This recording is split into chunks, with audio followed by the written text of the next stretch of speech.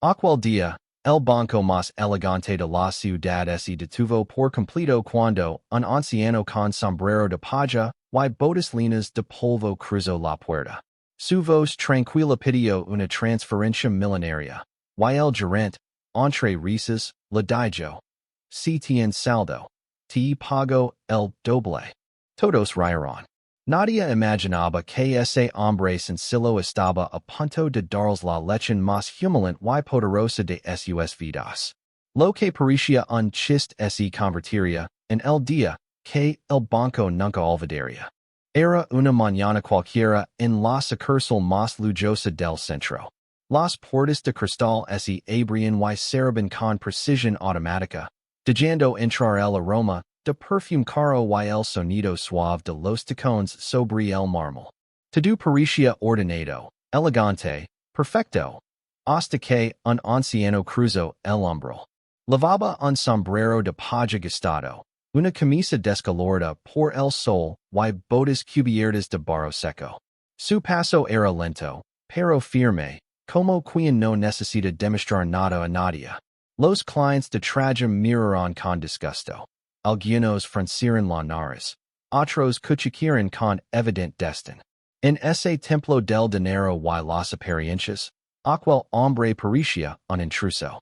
Buenos días, dijo el anciano, con una calma que desentonaba con el ambiente tenso. Quisiera hacer una transferencia, por favor. La recepcionista, una joven de sonrisa plástica, lo examinó de arriba abajo. Dudo antes de responder. Como si las palabras tuvieran que pasar por un filtro invisible de prejuicio. ¿De qué monto se trata, señor? 15 millones de pesos, contestó él, sin levantar la voz. El silencio que siguió fue tan pesado que el air pareció detenerse. Los clientes dejaron de hablar. Desde su oficina de vidrio, el gerente alzó la vista con una sonrisa sarcástica. Se levantó, acomodó su corbata italiana y camino hacia el mostrador. 15 millones, dice? Repitió, fingiendo cortesía. Luego soltó una carcajada.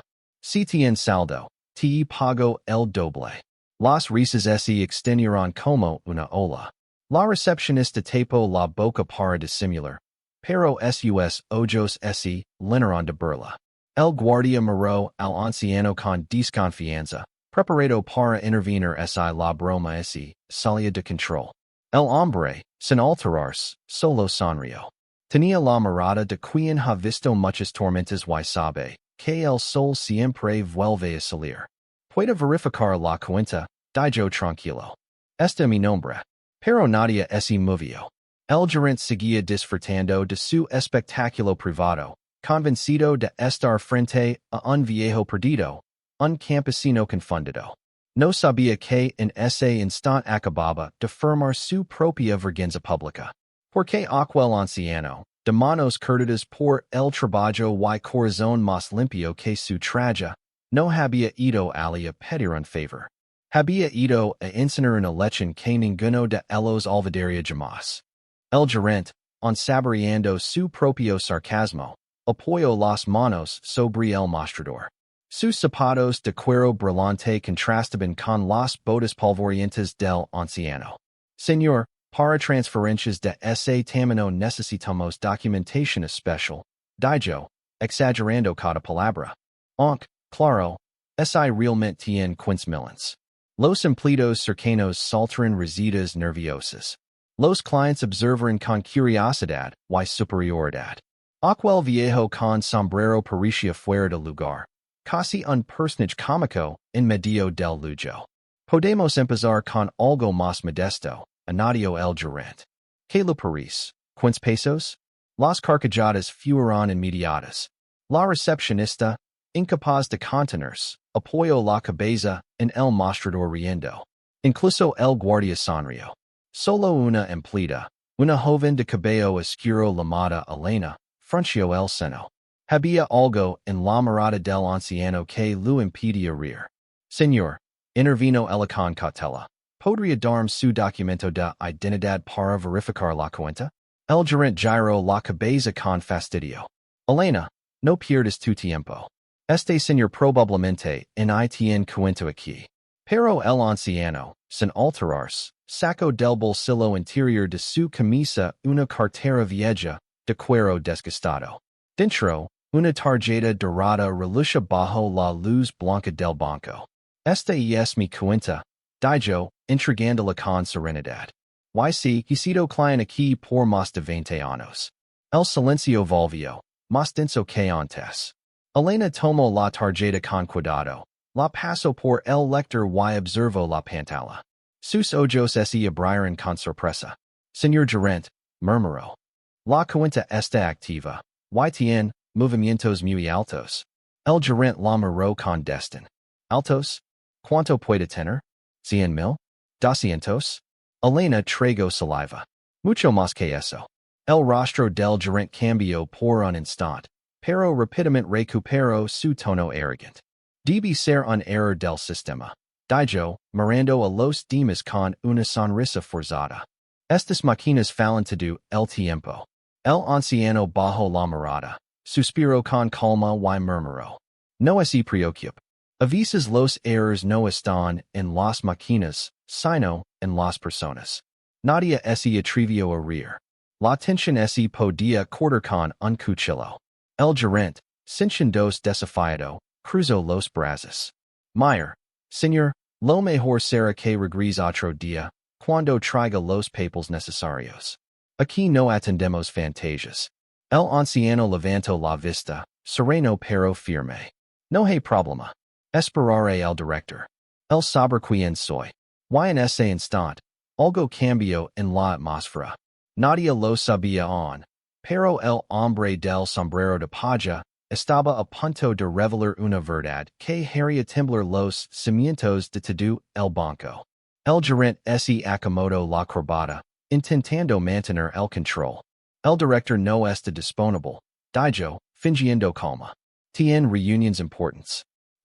Sinceramente, dudo que pueda atender a alguien sin cita previa. El anciano se sentó en una de las sillas de la zona VIP. No parecía molesto, ni ofendido. Solo espero, como quien tiene todo el tiempo del mundo. No hay problema, joven. Esperaré, repitió con voz serena.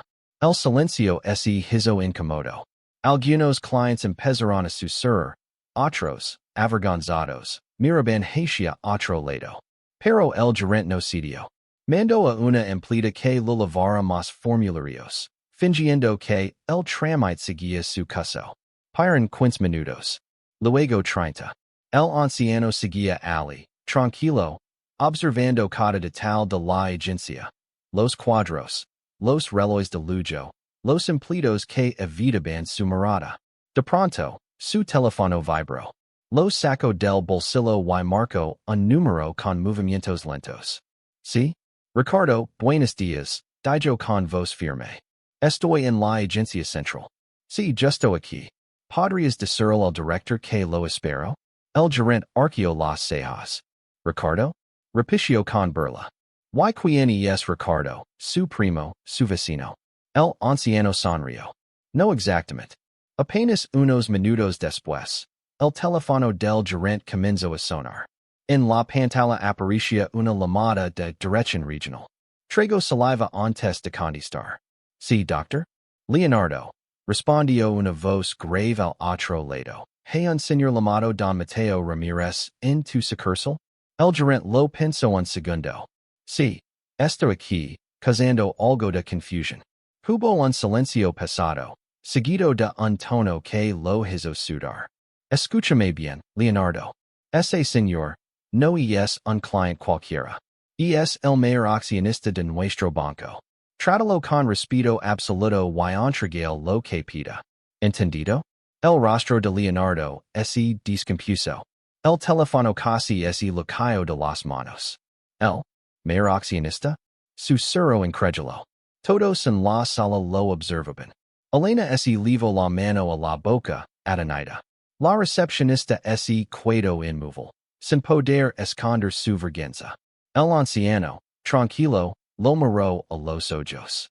Le dije que podía verificar la cuenta, dijo con una sonrisa leve. No tenía prisa. Solo quería ver cómo trataban aquí a la gente que no parece importante. El gerente, Polito, apenas logró balbucear. Señor Ramirez, yo no tenía idea. No se preocupe. Interrumpió el anciano, poniéndose de pie. Esa es precisamente la idea. Y con esas palabras, el hombre del sombrero de paja acababa de desmoronar en segundos todo un imperio de apariencias. El silencio que siguió fue casi sagrado. Nadie respiraba. El murmullo del aire acondicionado parecía un rugido en aquel ambiente paralizado por la vergüenza. El gerente, todavía pálido, apenas podía sostener la mirada del anciano.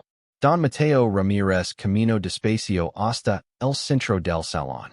Sus pasos resonaban con la serenidad de quien sabe que no necesita levantar la voz para hacerse escuchar. Se quitó el sombrero de paja, lo sostuvo contra el pecho y habló con calma. Durante años invertí en este banco, confiando en que sería un lugar donde cualquier persona pudiera sentirse bienvenida. Pero parece que me equivoco. Hoy vine a comprobarlo.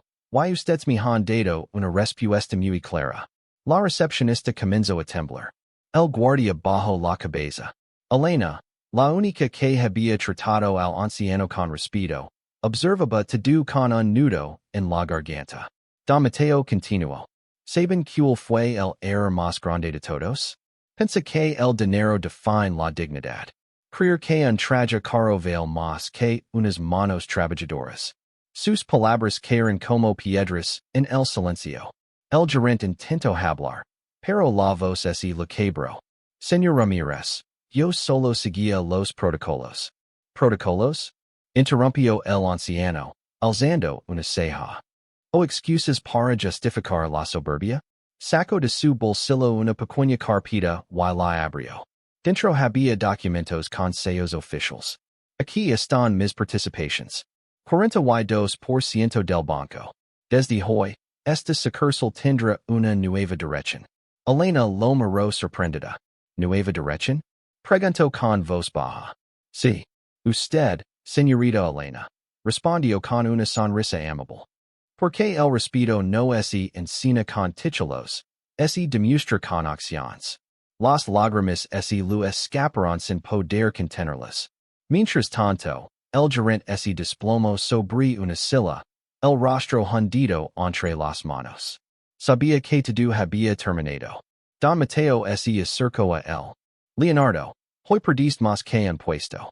Perdiste la oportunidad de ser un buen ser humano. Y eso no se recupera con disculpas, sino con humildad. El hombre sintió, derrotado, sin atreverse a mirarlo. Don Mateo respiró hondo y se dirigió a todos. Este lugar cambiará. No quiero empleados perfectos, quiero personas decentes.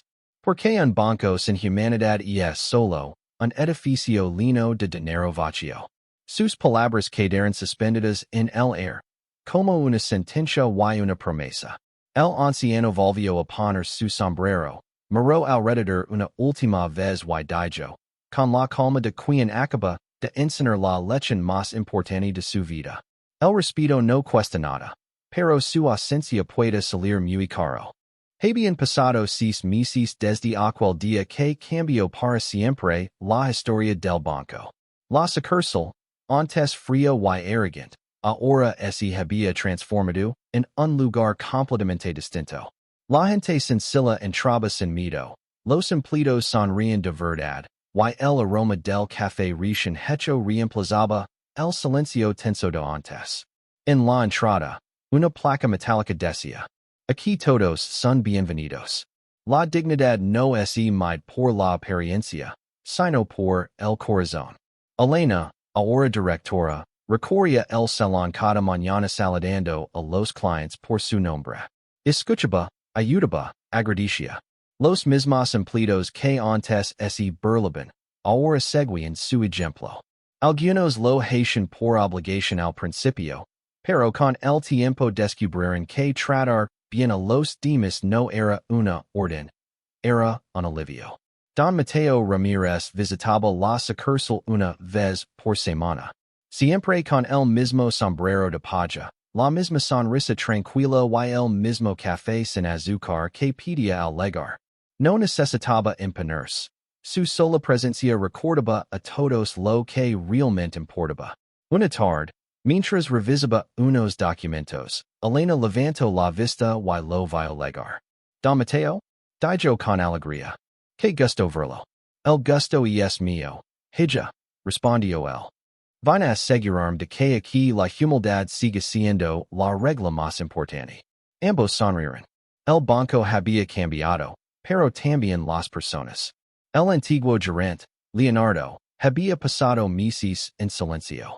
Se fue del país, perdió casi todo lo material, pero ganó algo que nunca había tenido, conciencia. Un día volvió, no para pedir su puesto, sino para agradecer. Se presentó en la agencia con una carta en la mano y lágrimas en los ojos. No busco trabajo, dijo. Solo quería decir que tenía razón. El respeto no se aprende en libros. Se aprende cuando la vida te obliga a mirar hacia dentro. Don Mateo le dio la mano. Nunca es tarde para empezar de nuevo, respondió con serenidad. Lo importante no es care, sino lo que haces después de care. Esa noche, al volver a su casa en el campo, Don Mateo se sentó en el porche con una taza de café. Miró las estrellas y sonrió. Su esposa salió y le preguntó. ¿Valió la pena? Más de lo que imaginas, contestó él. Porque a veces, para cambiar el mundo, solo hace falta recordarles a los demás que todos merecemos respeto. El viento soplo suave entre los árboles. Y en ese silencio lleno de paz, quedó grabada la lección que aquel hombre humilde había enseñado al mundo entero.